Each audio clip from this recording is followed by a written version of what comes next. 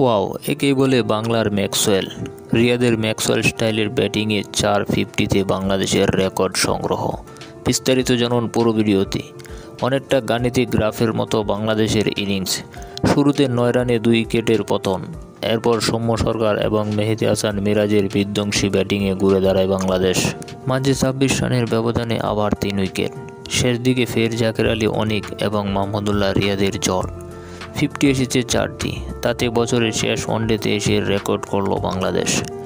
Saint কিস্টের Warner পার্কে West ইন্ডিজের বিপক্ষে 4 ছক্কার বন্যা বয়ে দিলেন সাইলেন্ট কিলার মাহমুদুল্লাহ ও জাকের আলী অনিক, যেখানে মাহমুদুল্লাহ একাই করেন 60 বলে 84 রান আর 57 বলে 63 রান করেন জাকের আলী। আর সেই সুবাদে বাংলাদেশ করেছে 321 রান। চলতি বছরে এটি বাংলাদেশের প্রথমবার 300 রান পার করা। ষষ্ঠ উইকেটে মাহমুদুল্লাহ এবং জাকের আলী অনিক যোগ করেছেন ঠিক 150 রান। এটি ষষ্ঠ উইকেটে বাংলাদেশের সর্বোচ্চ জুটি। সেই সঙ্গে ওয়েস্ট ইন্ডিজের বিপক্ষে বাংলাদেশের দ্বিতীয় সর্বোচ্চ দলীয় সংগ্রহ এটি, যে ম্যাচে লাস্ট 3 বল বাকি থাকতেও ব্যাট ভাঙার রেকর্ডও করেছেন মাহমুদুল্লাহ।